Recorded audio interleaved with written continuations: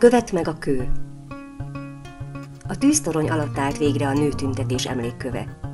Az elnökasszony megmászta érte a Halábhegyet, intézkedett, adakozott, gyűjtött, míg a kő felavatva hirdette az 56-osok emlékét. Gondoltam, megmutatjuk az amerikai nagykövetnek. Meghívó levelet írt, amit a követasszony elfogadott. Nem akármi, nem akárki. A városi notabilitások között nagy izgalom. Díszebéd az érseki palotában, aki fontos jelen volt. Az elnök a fagyos szélben protokoll szerint a kőnél várta a vendéget. Órákig.